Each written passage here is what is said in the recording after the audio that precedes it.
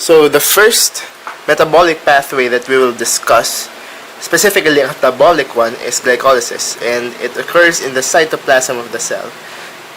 Glycolysis is not something which you can say is an aerobic or anaerobic, because whether the metabolic pathway of a particular organism is aerobic or anaerobic, it will always go through glycolysis. Alright? Then whether the succeeding pathway is dependent on oxygen or not will determine whether the metabolic pathway is aerobic or anaerobic. So it's somehow in a way universal. Alright, when we are talking about metabolism or catabolism, specifically of carbohydrates. So here, what we want to happen is you start off with a sugar, then you end up with a particular compound known as pyruvic acid. But in glycolysis, it does not happen in an instant. No, it actually happens after 10 specific steps that I will discuss. So here, I might discuss a little or mention a little about the energy production or where the ATPs come from, but that will come at a particular point in my videos. And the purpose of this video is more focused on the types of reaction, what the reaction is called, what the enzymes are there, or what the name of the enzymes are in particular. So you may, if you wonder why I'm going to be very specific with the reaction types, that is my actual intention for this video. Alright. The first 5 steps of glycolysis are actually not capable of producing energy. As a matter of fact, they consume energy instead of produce it, because this is what they call as the energy investment phase. So this is phases 1 to 5, and here what you're doing is investing, meaning you're depositing an amount of ATP, because in the next steps, which is 6 to 10, you're going to get what you invested for and more than that. Alright, that's why the next steps, alright, steps 6 to 10 comprise what we know as the energy payoff phase. Alright, you're supposed to get something out of an investment, right? So that's the same with this one. Alright, so here we start off with glucose. Alright, we started off with glucose in its pyranose ring form. So the first step, alright, as you can see here, the difference between glucose and the second is there's an existence of a phosphate group here, and particularly at carbon number 6. Alright, at carbon number 6. Again, how do we number this? In order to come up with my statement that it is at carbon number 6. 1, 2, 3, 4, 5, and 6. Alright. So if there's a phosphate at carbon number 6, we could say that after step 1, it became what we know as glucose 6 phosphate. This P encircled means phosphate, just as a shortcut. Alright, and the reaction, you just added a phosphate. You simply name the reaction specifically as phosphorylation. And the enzyme responsible for that is known as hexokinase. Remember that kinases are enzymes, specifically transferases, that facilitate the passing on of a phosphate group from one compound to another. And in this case, the kinase inserted a phosphate group to the glucose. But every time a kinase is activated, alright, there must be energy used up. And actually here, you are spending 1 ATP in order for this phosphorylation to happen. The next thing that would happen is glucose 6-phosphate would become this. And the entire ring is highlighted in pink, because what actually happened here is that the glucose here isomerized to this one. And to be specific, this one is the what's the functional isomer of glucose again? If you said fructose, that's correct, because this is now the ring formula, specifically the furanose formula for fructose. And since it retained the phosphate group at carbon number 6, it is fructose 6-phosphate. So simply what happened is isomerization, alright? The glucose has isomerized to its functional isomer, which is fructose. And the enzyme responsible for that is phosphoglucoisomerase. There are certain cases wherein an enzyme has multiple names. Like for example, this one can be named as phosphoglucoisomerase or phosphoglucose isomerase. I mean, there's just a small difference between the two names. Alright. So this is the name of the enzyme that facilitates step number 2. Now in step number 3, what happens is that, well, as you can see here, as you can see from these ones, the changes are indicated in pink. So this one, you added a phosphate, you isomerized. Now what's the one in pink here? Alright, this one. And it means you added a phosphate where? At carbon number 1. Alright, meaning you added a phosphate at carbon number 1. But remember that you still have a phosphate at carbon number 6.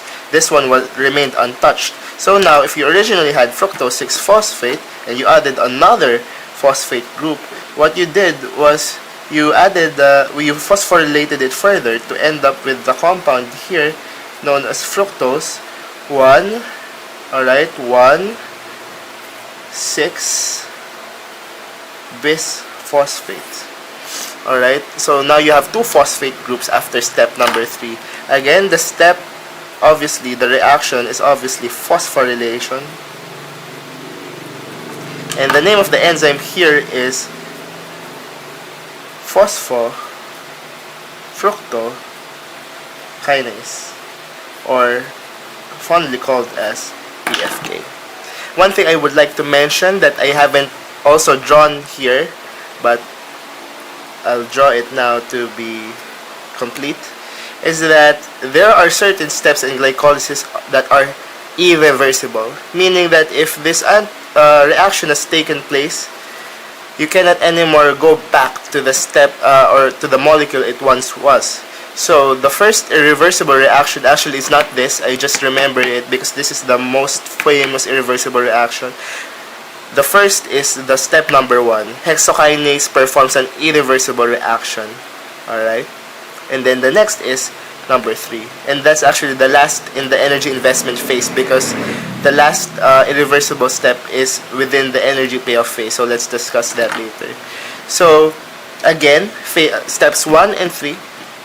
I'll already write that here. The reversible steps here are 1, 3, and actually the third one is step number 10.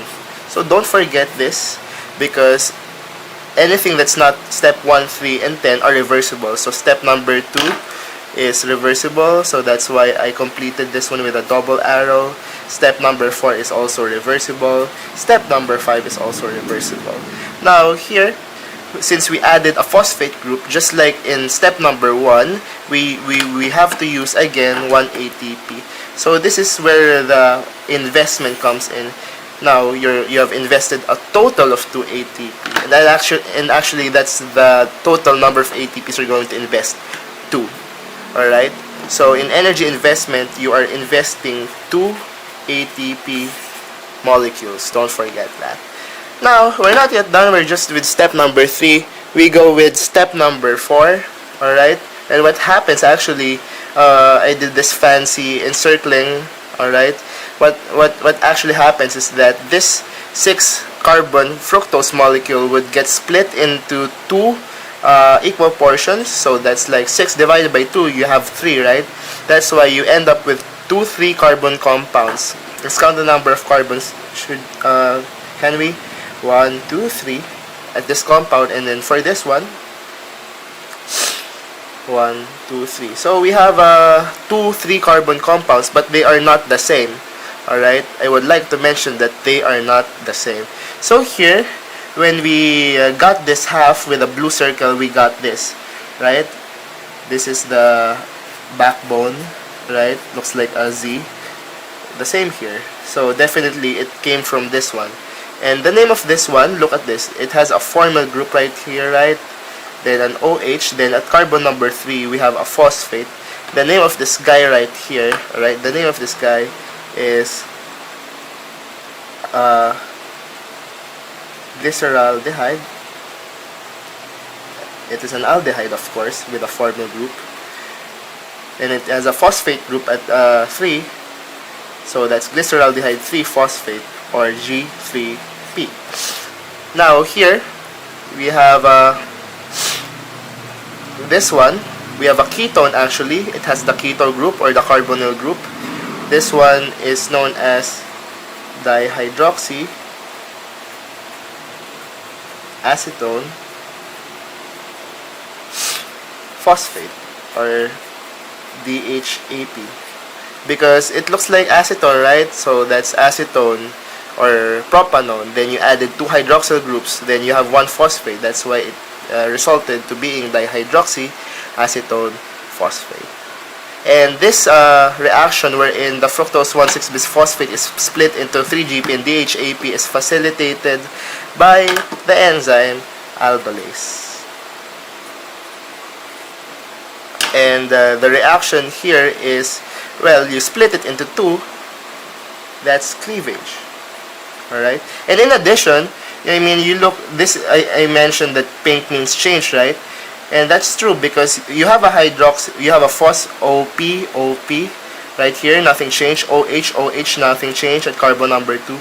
At carbon here, we had OH, it became oxidized to this one. Alright? The same with this one. OH, OP, but this one, it used to be a single bond to O, now it became a double bond to O. So there's, in both cases, there was oxidation. So the entire process is cleavage and oxidation, which was done by aldolase. And finally, the last step in the energy investment phase is when either G3P turns into DHAP or DHAP turns into G3P. And again, that is simply isomerization. They isomerize into their functional isomers. The same that happened in step number 2, glucose turned to fructose. That's the similar thing that happened when G3P turned into DHAP. And the enzyme responsible for this is triose phosphate isomerase. Alright, or TPI. So that's the final step of the energy investment.